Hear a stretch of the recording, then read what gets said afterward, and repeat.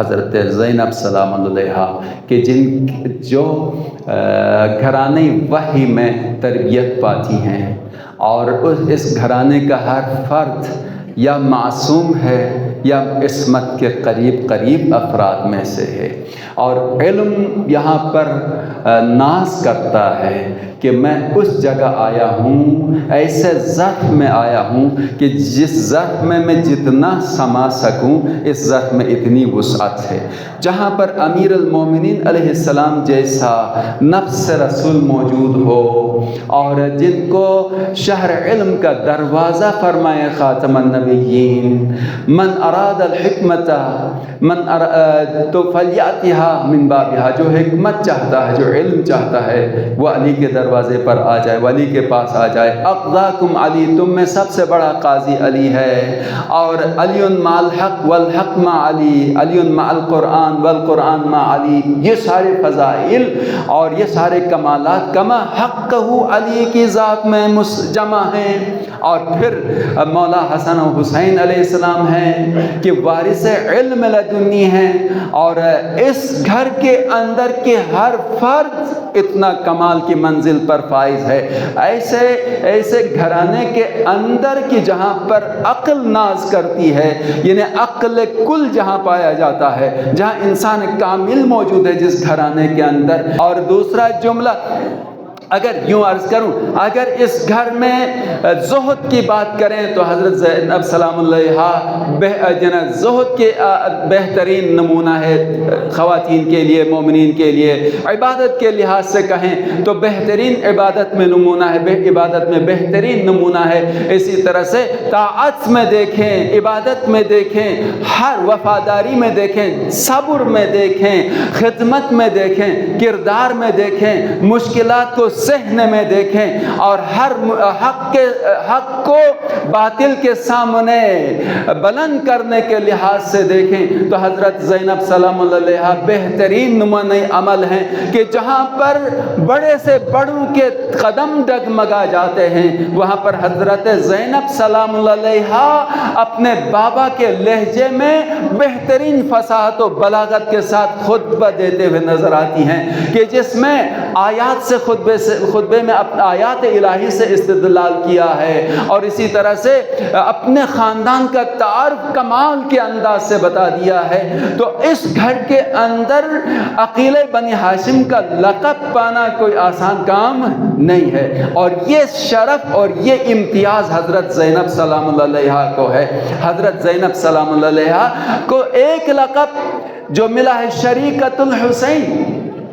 اگر بابا علی کو، یعنی زینب کے بابا علی کو شریک کے رسالت قرار دیا گیا ہے، چنانچہ سورہ براءت کی پہلی آیتیں لے کر گئے، جیسے رسول تلاوت فرماتے ہیں کہ آیت نازل ہونے کے بعد پہلی مرتبہ، اسی طرح سے مولا متقیان ان آیات کو اس لیے کہ اس لحاظ سے شریک، بہت جلدی میں گزر رہا ہوں، اور اسی طرح سے حضرت زینب سلام اللہ علیہا کے لیے شریکۃ الحسین قرار دیا، اور اس لیے قرار دیا کہ اسلام کو بچانے کے لیے امام علیہ السلام نے جو انتظام فرمایا تھا اس کے دو حصے ہیں، جس کی بنا پر اسلام ہمیشہ زندہ رہے گا، ہمیشہ تابندہ رہے گا۔ ایک حصہ کربلا کی حد تک ہے، اور دوسرا حصہ کربلا سے آگے ہے، واپس مدینہ پہنچنے تک ہے۔ تو اسلام اگر پرواز کرتا ہے، اسلام کو اگر عروج ملا ہے تو دو پر ہیں اس کے، ایک کربلا کی قربانی ہے جس میں امام کے جوان اور اصحاب و اعوان ہیں، اور دوسرا حضرت زینب سلام اللہ علیہا کی قربانی ہے جو اسیری میں آپ نے دی ہے، جو قیدی کی حالت میں آپ نے قربانی دی ہے، جو قیدی کی حالت میں زینب سلام اللہ علیہا نے کربلا کو اور اسلام کو زندہ کیا ہے۔ عقیلہ بنی ہاشم جان کر آئی ہیں، اس واقعے کو جانتی تھی، اس قربانی کی گہرائی کو بھی جانتی تھی، اور یہ بھی جانتی تھی کہ جہاں پر میرا بھائی جا رہا ہے میری بھی ضرورت ہے، مجھ زینب کی بھی میرے بھائی کو ضرورت ہے۔ اسی لیے زینب سلام اللہ علیہا اپنے بھائی کے ساتھ آئی، اور اب کہاں کہاں حسین کا سہارا دیا، اس جگہ حسین کا سہارا دیا، سب شہیدوں کے پاس حسین پورے حوصلے کے ساتھ گئے، اور زینب نے تو شہداء کے لاشوں کا استقبال کیا خیمے کے دروازے پر رہ کر. ایک جملہ عرض کرتا ہوں عظمت زینب سلام اللہ علیہا کے لیے. اب تک زینب سلام اللہ علیہا اب خیمے میں ہیں اور مقتل سے آنے والے لاشیں کا استقبال کرتی ہیں، لیکن حسین کا کڑیل جوان جب مقتل کی طرف گیا ہے اور جب اس نے آخری سلام کیا یا ابتا، اکبر کا بھی سلام قبول ہو، تو اب حسین سے پہلے زینب پہنچی ہیں مقتل میں. یہاں جانتی ہیں یہ وہ مرحلہ ہے کہ جہاں پر میرا بھائی حسین اپنے کڑیل جوان کے سینے پر برچھی کے پیوست ہونے کے منظر کو برداشت نہ کر سکے گا. اس لیے حسین سے پہلے اکبر کے سرہانے پر زینب آئی ہیں اور اب اس طرح سے حسین کو سہارا دیا اور امامت کو سہارا دیا. مختصر عرض کرتا ہوں، جب 11 محرم کو روانہ ہو رہے تھے، مقتل پر پہنچے، امام زین العابدین علیہ السلام سوار ہیں اونٹ پر. ایک مرتبہ کربلا کی تپتی ہوئی ریت پر اپنے بابا کو بے گور و کفن دیکھا تو سید الساجدین کے جسم پر لرزہ طاری ہوا. جیسے نگاہ پڑی زینب سلام اللہ علیہا کی، دیکھا سید الساجدین کے جسم پر لرزہ طاری ہو رہا ہے.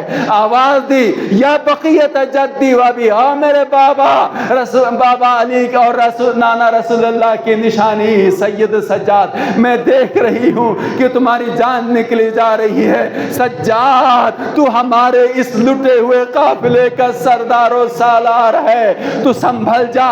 ازادارو جملہ سنو گے. مولا سجاد نے کہا، پھپھی اماں آپ دیکھتی ہیں میرا بابا بے گور و کفن ہے، اور کیسے ہو سکتا ہے کہ جوان بیٹا اپنے باپ کے جنازے کو بے گور و کفن چھوڑ کر چلا جائے. ازادارو زینب سلام اللہ علیہا نے کہا، بیٹا سجاد فکر نہ کرو، آج تمہارا بابا یہاں پر بے گور و کفن نظر آ رہا. خدا ایک ایسی قوم پیدا کرے گا جس کے جوان حسین کے جوانوں پہ روئیں گے، جس کے بوڑھے حسین کے بوڑھوں پر روئیں گے، اور یہاں پر ایک حرم شاندار حرم تیار ہوگا اور آ کر ماتم کریں گے، گریہ کریں گے. بس ازادارو ہر امتحان میں آئی. شام کا زندان ہے، شام کا بازار ہے، شام کا دربار ہے، بہت سخت منزلیں ہیں. آخری جملہ عرض کروں گا، یہ وہ منزل ہے. ہر زینب نے امتحان سر کر لیا، ہر مشکل گھڑی کو سر کر لیا، لیکن سید الساجدین جانتے تھے میری پھپھی پر کیا کیا مصیبتیں آئی ہیں. رہائی کے بعد میرے مولا نے مدینے میں گریہ کیا ہے. سائل نے آ کر سوال کیا، یا مولا آپ نے بہت گریہ کیا، میرے ایک سوال کا جواب دے دیجئے، آپ پر سب سے زیادہ مصیبت کہاں آئی؟ تو اب میرے مولا نے کربلا کے کسی واقعے کا ذکر نہ کیا. بہت مختصر کر رہا ہوں اس لیے کہ آپ جانتے ہیں، ایک ایک کر کے مصائب میں سنا ہے. میرے مولا نے کہا، الشام الشام الشام شام شام. میرے مولا شام میں کیا مصیبت آئی؟ سید الساجدین نے کہا، ارے بڑا دربار تھا،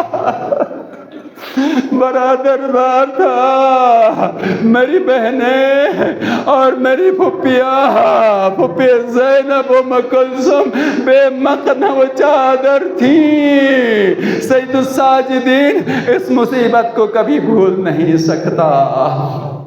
السلام علی الحسین وعلی علی ابن الحسین وعلی اولاد الحسین وعلی اصحاب الحسین.